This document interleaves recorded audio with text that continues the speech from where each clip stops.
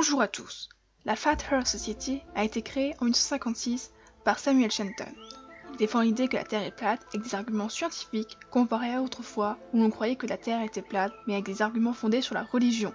C'est une société basée aux États-Unis avec plus de 15 millions d'adhérents. D'après une étude statistique menée en France, 9% de la population française croit en cette théorie. Bonjour Josiane. Selon les platistes, nom que l'on donne aux adhérents de la théorie de la Terre plate, la Terre serait un disque entouré d'un mur de glace infranchissable. Il y aurait un dôme qui serait au-dessus du disque, ce dôme serait rempli d'étoiles que l'on voit depuis la Terre et il y aurait la Lune et le Soleil qui tourneraient au-dessus de nous. La théorie des platistes existe depuis l'Antiquité et elle s'est étendue grâce aux réseaux sociaux principalement, mais aussi grâce à l'ignorance et à l'envie de contradiction de la population. Depuis la création de la Flat Earth Society, de nombreux scientifiques ont essayé de prouver de manière scientifique que la Terre était bel et bien plate. Mike Hughes, un Américain de 63 ans, a créé de nombreuses fusées et roquettes où il se mettait à l'intérieur pour prendre des photos réelles de la Terre.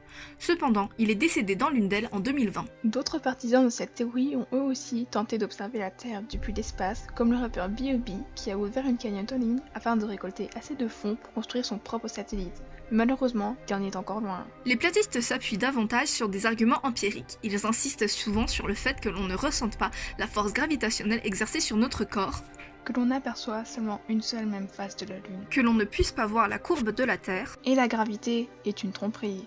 Il y a également d'autres arguments comme le fait que l'on ne ressente pas la rotation que devrait faire la Terre selon les agences spatiales. Pour eux, les photos des agences spatiales sont photoshopées et les astronautes sont en réalité des acteurs.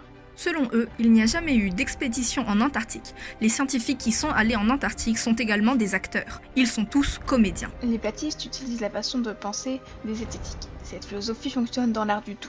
Les platistes utilisent cette philosophie comme argument. Si la Terre, elle n'a pas l'air ronde, c'est qu'elle est plate. Mais si cette théorie est connue comme une théorie du complot, c'est qu'ils considèrent qu'il y a des complotistes. La Terre est sphérique. Du moins, c'est ce qui est dit partout dans le monde.